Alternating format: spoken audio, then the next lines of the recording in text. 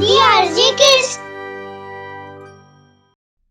અપ્રામાણિક જાદુગર. એક સમયની વાત છે. હસ્તિનાપુર નામના એક રાજ્યમાં બે જાદુગર રહેતા હતા.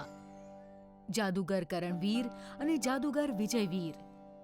બંને ચિત્ર વિચિત્ર જાદુ બતાવીને લોકોનું મનોરંજન કરતા હતા. જાદુગર કરણવીરના જાદુ નવા હોવાને લીધે ખૂબ પ્રખ્યાત હતા, જેને લીધે એના ખેલને જોવા વધારે લોકો જતા હતા. પણ જાદુગર વિજયવીરના જાદુ જૂના થઈ ગયા હતા. જાદુગર વિજયવીર જ્યારે પણ કોઈ ખેલ બતાવવાની કોશિશ કરતો, લોકો એની મજાક ઉડાવવા લાગતા. જાદુ જૂના હોવાને કારણે લોકો હવે એમને પસંદ નહોતા કરતા. એક દિવસ જ્યારે જાદુગર વિજયવીર લોકોને જાદુ બતાવી રહ્યો હતો, અરે આજે કોઈ નવો જાદુ પણ બતાવવાનો છે કે દર વખતની જેમ એ જ જૂનો વાળો? મિત્રો, ખૂબ જ જલ્દી હું તમને નવું જાદુ પણ બતાવીશ, પણ આજ માટે આ જુઓ. હવે હું આ ટોપીમાંથી 3 ગણ્યા પછી એક ખિસકોલી કાઢીશ.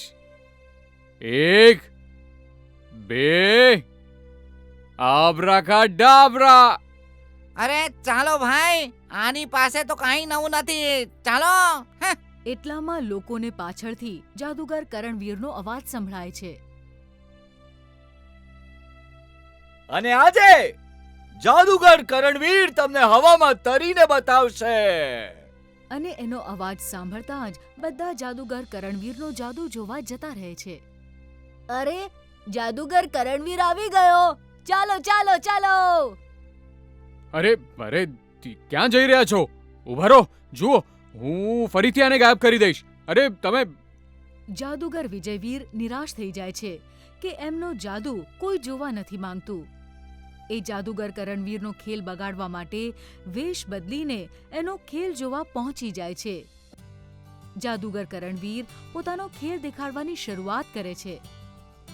શું તમારામાંથી કોઈએ પણ ક્યારે પણ કોઈને આગ સાથે રમતા જોયો છે? આજે હું આગ સાથે રમીશ. ઓહો, શું વાત છે! શું મહાન જાદુગર છે! વાહ વાહ વાહ વાહ! તો જુઓ, તમારી સામે પ્રસ્તુત છે આગનો ખેલ. આમ કહેતાની સાથે જ જાદુગર કરણવીર પોતાના હાથમાં આગ લગાડી દે છે અને હાથેથી આગને પકડી લે છે. ગામવાળા જાદુગર કરણવીરના હાથમાંથી આગ નીકળતી જોઈને એકદમ સ્તબ્ધ રહી જાય છે અને તાળીઓ વગાડવા માંડે છે. જાદુગર વિજયવીર જાદુગર કરણવીરનો ખેલ બગાડવા માટે છુપાઈને એની પાછળ જઈને એ આગમાં માટીનું તેલ નાખી દે છે, જેનાથી જાદુગર કરણવીરની આગ હજુ વધી જાય છે અને લોકો ત્યાંથી ભાગી જાય છે. જાદુગર વિજયવીર ત્યાંથી ધીરેથી નીકળી જાય છે. જાદુગર કરણવીર ખૂબ જ ઉદાસ થઈને વિચારે છે, આ કેવી રીતે શક્ય છે કે આગ આટલી વધી જાય? એટલામાં એને ત્યાં જ પડેલો એક માટીના તેલનો ડબ્બો દેખાય છે અને એ સમજી જાય છે કે આ કોઈનું ષડયંત્ર હોઈ શકે. પણ આ વિશે એ કોઈને કંઈ પણ કહેતો નથી. એક દિવસ હસ્તિનાપુરના રાજા પોતાના મનોરંજન માટે પોતાના મંત્રીને કહે છે, અમારા મનોરંજન માટે કોઈ નવો કાર્યક્રમ ગોઠવો. જી રાજાજી, નજીકના ગામમાં 2 જાદુગર છે જે આજકાલ ખૂબ ચર્ચામાં છે. બંનેમાંથી કોણ વધારે સારું છે કહી નથી શકતા, પણ બંને અમુક દિવસોથી ચર્ચામાં છે. બંનેવને મહેલમાં બોલાવવામાં આવે અને એમની વચ્ચે હરીફાઈ યોજવામાં આવે. જે પણ અમને ખુશ કરશે એને અમે ઇનામમાં સોનાના પૂરા 1000 સિક્કા આપશું મંત્રીજી. જી રાજાજી. હરીફાઈ જોવા માટે પ્રજાને પણ આમંત્રણ આપવામાં આવે. જી રાજાજી, હું હમણાં જ જઈને તમારો સંદેશ બંને જાદુગરો સુધી પહોંચાડી દઉં છું. મંત્રી બંને જાદુગરોને સંદેશો મોકલીને બોલાવે છે અને એમને કહે છે, રાજાજી ઈચ્છે છે કે તમે બંને એમના મનોરંજન માટે મહેલમાં જાદુ બતાવો.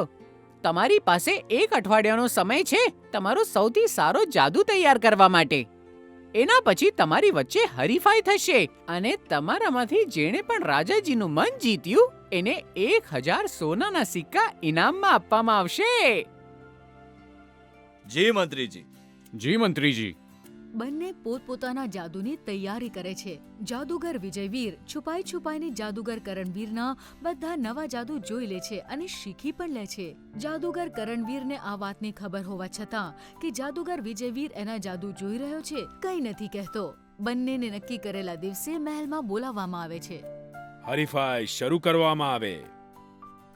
રાજાજી, જો તમે ખોટું ના લગાડો તો હું એક વાત કહેવા માંગુ છું. બોલો, શું કહેવા માંગો છો? હું જાદુગર વિજયવીરને પડકાર આપવા માંગુ છું.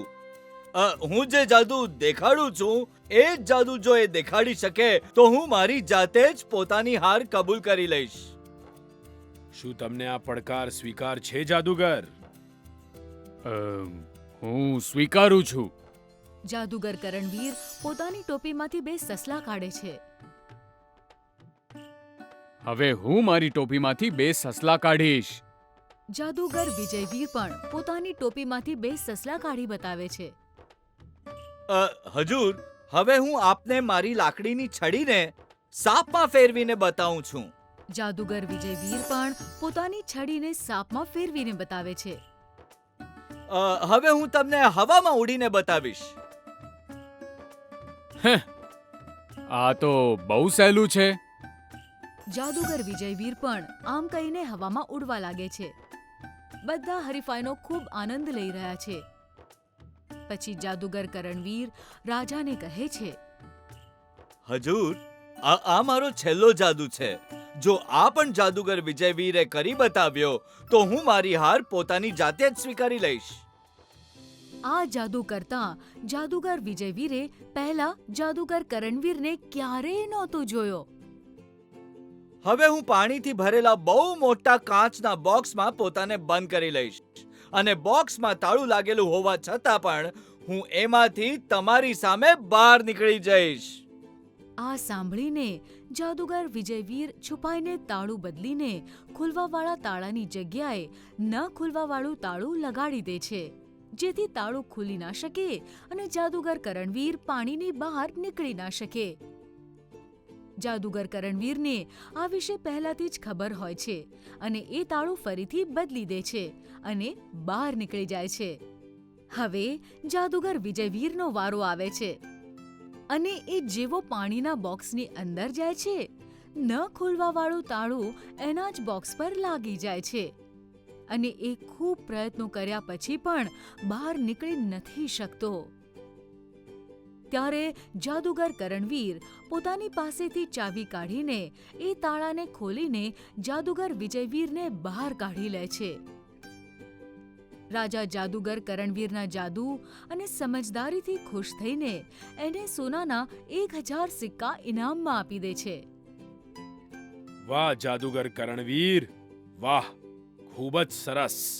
અમે તમારાથી ખૂબ ખુશ થયા અને અમારા તરફથી તમને આ 1000 સોનાના સિક્કા ઇનામમાં આપવામાં આવે છે. આમનો સ્વીકાર કરો. જાદુગર વિજયવીર સમજી જાય છે કે જાદુગર કરણવીરે એને પાઠ ભણાવ્યો છે અને એ જાદુગર કરણવીર પાસે પોતાની અપ્રામાણિકતા માટે માફી માંગે છે. મને માફ કરી દે જાદુગર કરણવીર. હું જીતવાની લાલચમાં એકદમ આંધળો થઈ ગયો હતો. હું અપ્રામાણિકતાને રસ્તે જીતવા ગયો. મને માફ કરી દે. કંઈ વાંધો નહીં જાદુગર વિજયવીર, મેં તમને માફ કર્યા. પણ યાદ રાખજો, અપ્રામાણિકતાનું ફળ ક્યારેય સારું નથી હોતું. મહેનત અને પરિશ્રમથી કરેલું કામ જ આપણને સફળ બનાવે છે.